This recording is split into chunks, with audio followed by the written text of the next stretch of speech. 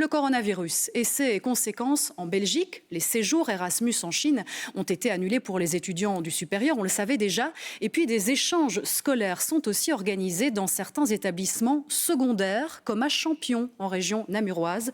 Mais le voyage en territoire chinois vient aussi d'être supprimé. Explication avec Arnaud Pilet, donc, à l'Institut de la Providence.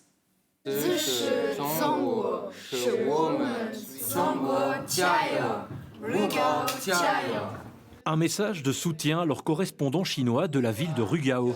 Les élèves de l'Institut de la Providence de Champion ne partent plus en Chine pour 2 semaines comme prévu.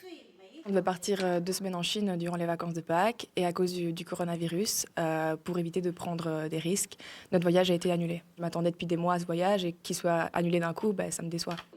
2 semaines de tourisme, mais aussi d'accueil dans les familles sur place tombent à l'eau. Après des mois de préparation, certains ici prennent des cours de mandarin depuis la première secondaire.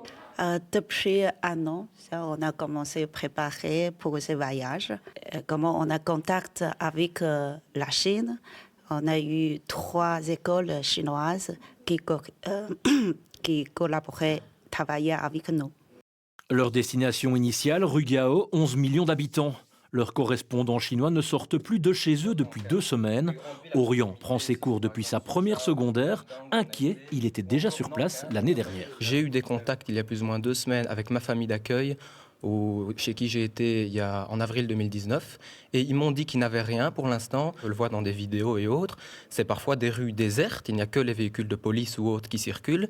Les gens sont confinés, les sites touristiques fermés. C'est très choquant.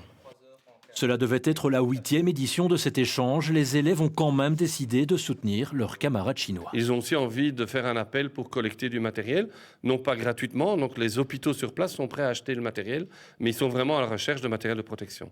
Pour certains de ces 17 élèves, c'était la dernière occasion de s'y rendre. Les autres, eux, espèrent que ce n'est que partie remise.